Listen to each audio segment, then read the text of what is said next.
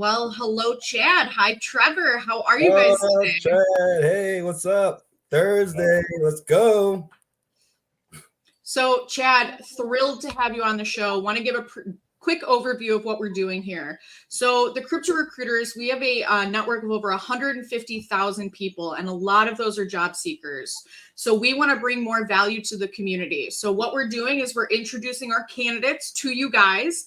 We recently did this with Mark Mayfield. If you didn't see that interview, go ahead and take a peek at it. And he just got an offer 5 days later. So, Chad, we hope the same for you, and we're very excited to have you here. Would you mind doing a quick intro?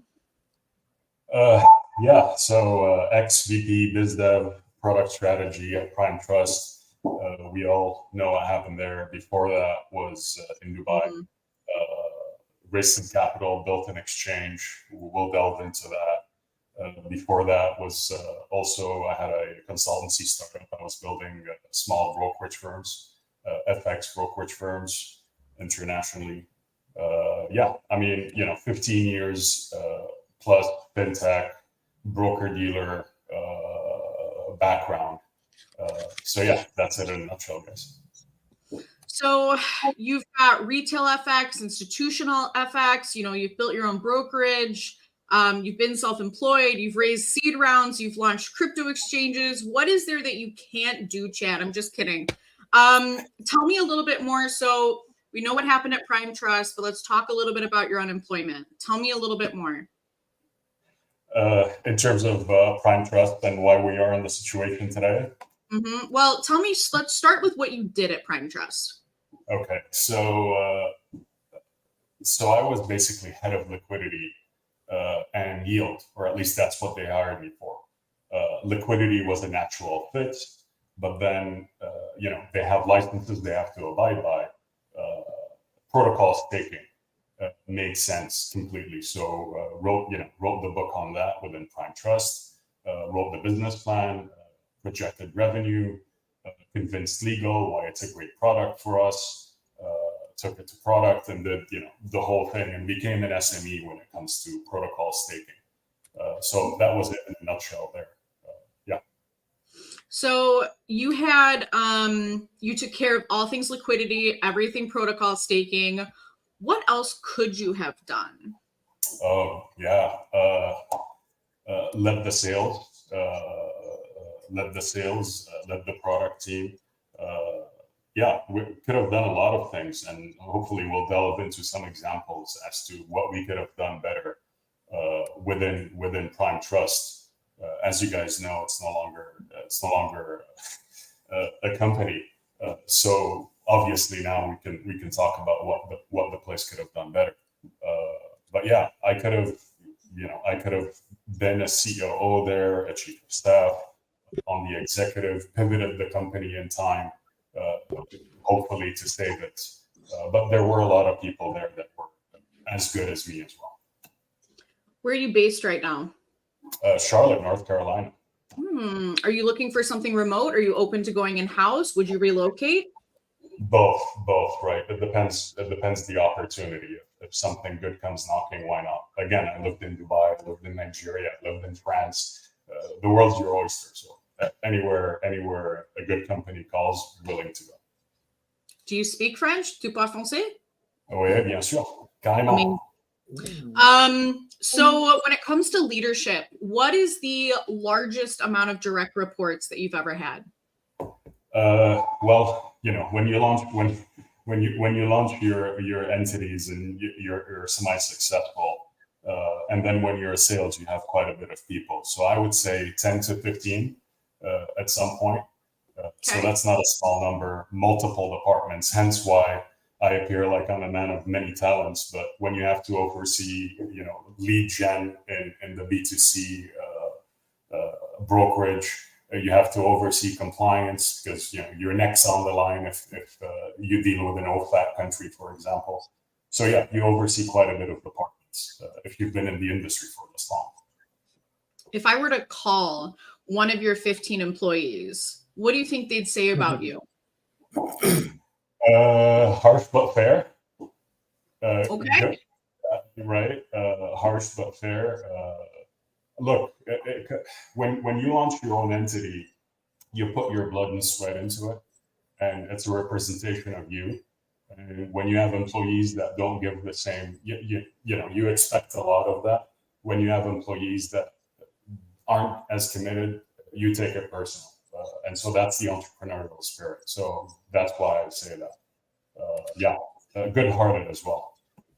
I know this, and I'm glad you brought that up. I mean, Chad, like, honestly, I think it's all about people and culture, and we'll dive into that. But seriously, Chad, you are one of the nicest people that I know.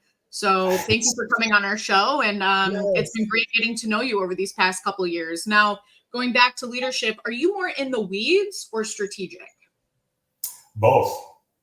For example, at Prime Trust, I was all the way client-facing, and all the way back to potentially speaking with engineers and product, all the way to explaining protocol staking contracts to the legal team. I mean, it's a new product, right? You're not going to have a lot of lawyers that understand protocol staking. We had a lot of SaaS background lawyers, so there was a lack of understanding in the liquidity side of things. You don't have SLAs when you enter a liquidity venue.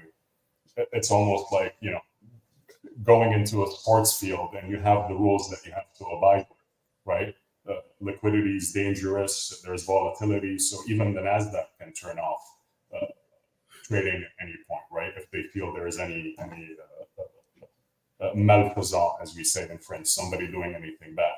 So there was a lot of tug of war and explaining of how certain things work within the capital markets. And naturally, crypto is moving in that direction. It's an asset. It's a new asset. Other than the wallets and the on-chain movement, a lot of the risks are very similar to other assets. I got a quick question for you, Chad. I'm sure that you've gone through your highs and lows, being a professional in this space. Like, what are some current problems that you see right now in the industry, and what potentially could you help solve if you were to join a great team? That's a great question, Trevor. Thanks for asking that. There is, I need to be careful about this. There is a sort of divide, or that you have multiple train of thoughts in the industry. And believe it or not, that's what contributed to certain failures in the industry. And I'll give examples. So for example, you have tech companies that have financial licenses. Are they a tech company or are they a financial institution? And so that's what was happening within Prime Trust. I was a bit surprised that debate was happening, because the majority of financial institutions are, in essence, tech companies. And so they have to honor their licenses first, and then the tech does the job. And however you position the technology is how you can charge for it. I don't think that exists as much as it should in the industry, and it's to no fault of the companies. Right? There's lack of regulation. There's lack of clear direction. You have the SEC criticizing a lot of what exists, but by default, they're creating this ecosystem by not regulating it correctly and saying, hey, just register as a securities. Well, no, sir, it doesn't work that way. I'll give a small example instead of going on and on. The SEC, you have, what are the big custodians? We're talking the truly big custodians in the industry, not the industry in finance. Mellon and the State Streets, right? Billions in custody. They wanted to get into Bitcoin custody. And so the SEC told them, well, those aren't securities. We're going to have to charge you a high percentage. So they're going to have 8 to 10% on deposit, which is very costly once you're in the large numbers. What ended up happening is Fidelity and Coinbase became the custodians of the ETFs. Right? Well, we know how the SEC and Coinbase are fighting it out, right? So unintended consequences of lack of vision. And you see that in Web 2.0, right? We call crypto everything Web 3.0. That's because it's the third generation of the internet. Web 2.0 is exactly what we're doing right now on social media, right? They're still behind the curve. They're catching on to privacy and all that, and we're seeing a lot of Congress doing that. So look at where we are. We're in version 3, and some companies are running while regulation is still catching up and trying to, fit things where they fit. So in the US, we're falling behind a lot of things, and we can see it in the job market right now. I'll stop here because, I could have transitioned to another section. Yeah, hopefully that answered your question, Trevor. Are you? Yeah, for sure. And now, would you consider yourself to be chain agnostic? Are there any particular projects that like you're personally interested in, or like a ideal? If you had like a magic genie, right, and you were able to come up with this ideal company that you would be working for, can you help paint that picture for me a little bit? Well, yeah. Look, I have to stick to my background and what I love doing. The passion shines through. Fintech. And right now, the lowest hanging fruit in blockchain is the identity of the blockchain being an asset, right? It's been around for 14, 15 years, Bitcoin. So funny enough, 2008 recession, Occupy Wall Street, Bitcoin, is born, right? So I've been in the industry for that long. Obviously, we didn't know about Bitcoin back then. So look, Ripple is a great place. When you grew up in Africa, remittance is a big thing. You grew up, the brands that you see are Western Union and MoneyGram, and you have those corridors between the West and East. You have Dubai and India. So remittance and FX is something you just are naturally born. You interact with the euro dollar, right? Everybody that has an account in any foreign bank that's dollar denominated, it's just an IOU in your bank account until you spend it and the dollar is used, which is what USDC is underpinning right now. So, right, I'm giving you examples of where I would fit. You have all these exchanges that I know, I'm very well versed at all their departments. So depending on the size, I would be siloed in an SME role. And if they're a smaller exchange, I would have, more, hopefully more reach over multiple departments to help them. Again, I'll stop here. I like talking about this stuff, but yeah. No, last question that I have here. You had mentioned that you've had the luxury of being able to grow up, Nigeria and in France, and then moving to the U.S. How did those experiences, I would say, kind of shape your life, both personally and professionally? And what could that do in terms of what you're able to bring to an organization? So you don't realize it because it's like when a dog is in a cage all the time, they think it's natural. And so you don't realize you had it good when you're born and raised in Nigeria, right? And we used to drive 6 hours to a river, and it was like it's truly. I look back in adoration, and people go, so where are you really from, right? Born in Africa, lived in France, Lebanese background, American through and through. When I was in Dubai, I'm American. You belong to the world. So as you get older, you realize languages help break barriers. Crypto is truly international. Dubai is trying to emerge as a hotspot. Africa, talk about inflation, right? Lebanon has had a 500-600% inflation. I wrote a comment on Twitter saying, people try to push Bitcoin. Again, I'm not anti-Bitcoin by saying some people are wrong, but everything has its place. And so I say something like stable coins are being used in countries where they need stability as opposed to their local currency going through the roof.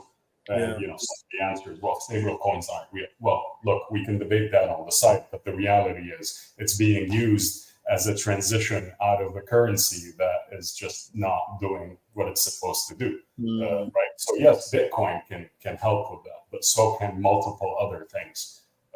Lebanon, for example. And the funny thing is they're not using USDC, they're using Tether, right? And hence why Tron, you don't hear a lot of people speaking of the Tron network, but it has some of the highest transactions. Why? Manpower, right? Africa, Asia, what we're calling the global South now.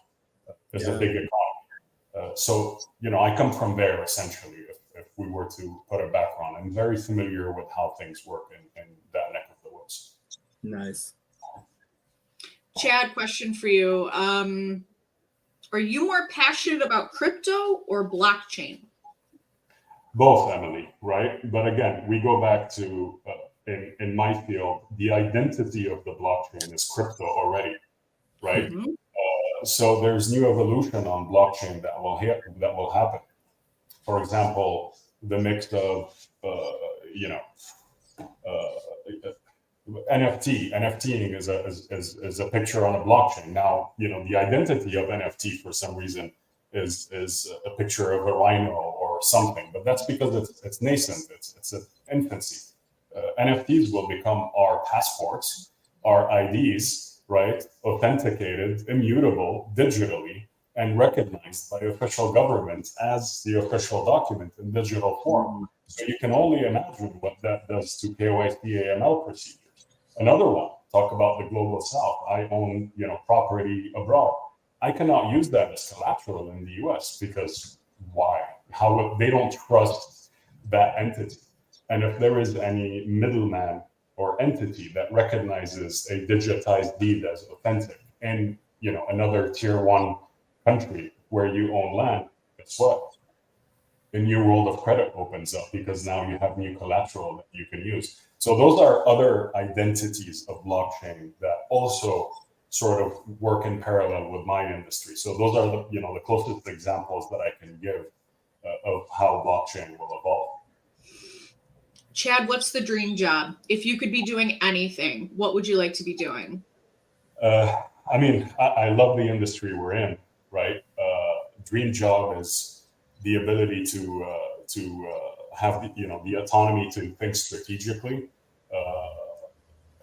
and be part of the guys that are running the show. I'll give a little background as to that. So when I was an entrepreneur in Dubai, when you're in the weeds, you don't really see the skills that you've acquired. You haven't put them to the test. You're putting them within that ecosystem. So when I joined Prime Trust, I felt I was overqualified for what I was doing. So I immediately, I have references, if somebody's willing to talk to these guys and ask about my background. But I felt like, okay, I did everything I was supposed to do here with flying colors, and I could have done more. And that's because, when you watch a baseball game, you see the guy that's about to bat putting a little weight on the bat and training with it. So when he comes to bat, the bat's a lot lighter. And so that's how it felt, because you have that weight of being an entrepreneur. You've been through ups and downs, you've had failures and successes. And when you come to these mid-level startups, which are perfect, those are the ones I'd love to work with, because you get to wear many hats, and you have to. You get to roll up your sleeves. You get to look professional. You get to go into the trenches and get stuff done. So you do the glamorous and non-glamorous stuff. So hopefully that answers your question. Help us understand that a little bit more, right? Would you consider yourself to be an early morning person, a night owl? Are there any other kind of deal breakers that, potential hiring managers out there should know about you right now? No deal breakers. Or pet peeves even, pet peeves. Mm-hmm. That's a good one. Peeves. Yeah, pet peeves. We go back, and that's because of the recent experience, right? Obviously, the result was negative. We go back to the technologist versus the capital markets that I'm seeing in the industry. And if somebody's not seeing it, I'm telling you it's there. We need to work together. So, for example, I speak with people in the industry. A lot of us that come from finance, we're business driven. So we speak with product and we give the business sense and engineer, and then things are done. The contrary is true when it's west to east, right? And what I mean by west is technologist versus capital markets guys. Yeah. And so it's more product led.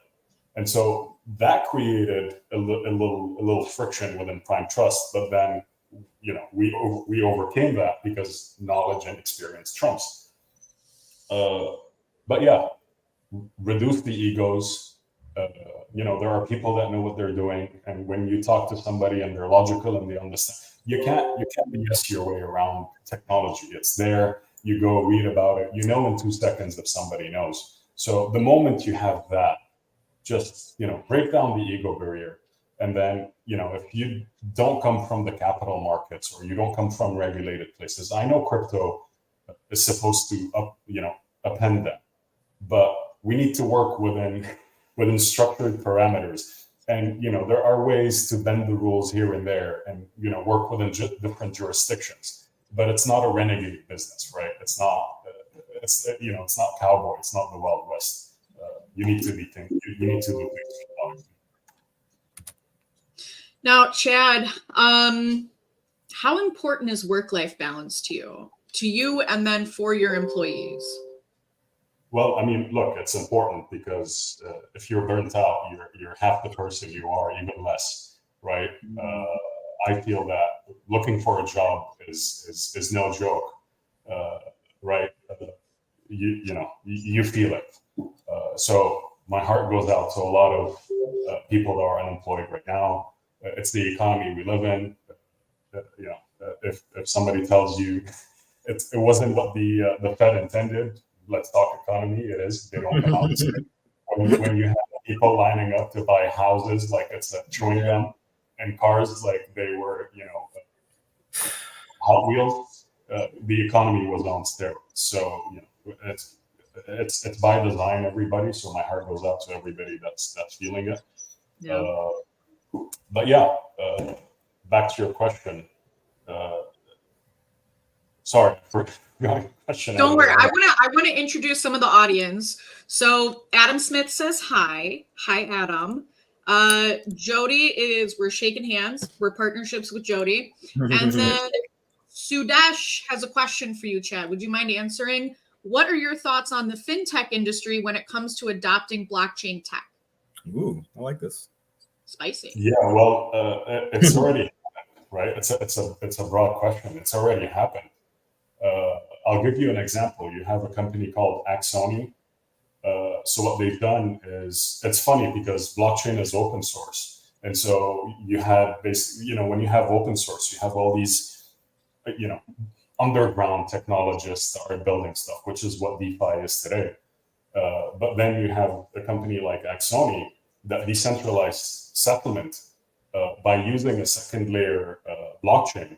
And so it's tokenized assets of companies like BlackRock and big corporations, where they use a combination of MPC, ZK snarks to validate outside the transfer of asset. And so that's actually becoming a trend where you see something called CDFI exchange, right? So it's a combo of decentralized wallets with centralized KYC and execution layer. And so, right, there's a lot that's going on. So it's already here. I don't know if, that was the point, but yeah, it's already here, guys. I think that was a great response.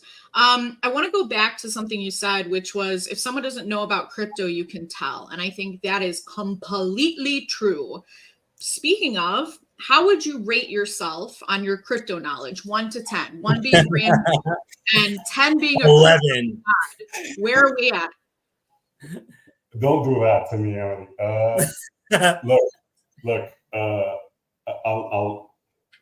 I'll give you examples of if somebody's in DeFi, they obviously know more than I do because they're in the weeds, right? Do I understand DeFi and conceptually what it does and different examples of protocols? Yes. If somebody is right now Egan layer and restaking is a big thing. And so you've got liquid staking. So when you stake, they give you a wrap token of what you stake to go reuse, right? So my opinion is if it's used in DeFi for lending and borrowing, it's bad. If it's used to restake to validate another network, but Vitalik says that might be a security issue for Ethereum. So what they're doing is leveraging the Ethereum security layer to go improve new protocols and their nodes, right? So somebody that's doing that would know more than I do, but do I know about it? And if somebody mentions it to me, do I understand what it is? So All good. So can I make a business plan out of it? Yes. right?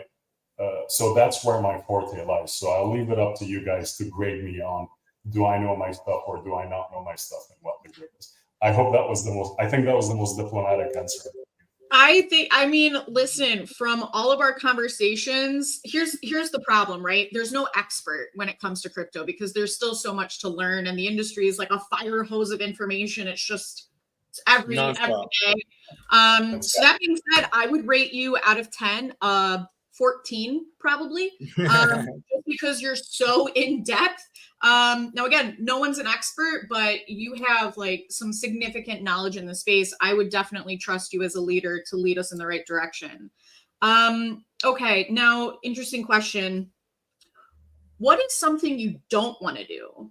Like, what's a job responsibility that you really haven't enjoyed, or something that just doesn't interest you? Yeah, so I need to be careful. I'm interviewing with people. Tread lightly, my friend. Look, it's very similar to when people ask me, "What's your favorite place to live?" Nigeria, Dubai, France, Lebanon, Los Angeles, whatever, right? And I say it depends at where you are in your life and you know your energy and your expertise, right? So I'm going to turn this around and say I would love to utilize most of my skills, because it's almost like to use soccer as an example. This guy is a great center back. This guy is a great goal scorer. So why are you putting that person as a wing back, right? So just and I see a lot of that. I to criticize a lot of the recruiting portion of things, and not you guys. You guys are wonderful. I mean, go ahead. Let me know. What am I doing wrong? No, not you. Right? They can't place the right center back as a center back. So there are natural fits, right? And if you see in soccer, if somebody gets older, they start, they're put in a position where it's less running, more strategic, and they bring, in basketball, you have veterans that are on the team that bring stability and knowledge and all of that. So just, you use correctly. I'm going to put that as a, break in case of fire, use correctly. Last time you and I talked, your answer was termination. You don't like to terminate people. Like, you don't want to come in and just completely terminate the whole team. That is also something that I would dislike. I know you're capable of it if you need to hire the right team, and you're also going to use us. But, I completely appreciate that terminating is a really hard thing to do, but also necessary. And I think there's a right way to do it where everybody can leave off as friends. Chad, is there anything else you think we should know about you, or the audience, the hiring managers, should know about you to be able to, let me ask, how can I reach you? Do you want them to reach out to you on LinkedIn? Is Twitter better? Is email better? Should they just call you? LinkedIn is great. Call me because we're old school, right? So do that. If you can get to me, call me. Telegram, we're all forced to use it because the crypto community is there. So it's, everybody that I haven't unmuted is muted. So I'm sorry, right? Because there's a ton of groups. So avoid so much. Right. So yeah. All right. Awesome. Chad, thank you so much for being a guest on our show. We hope this brings you some significant results.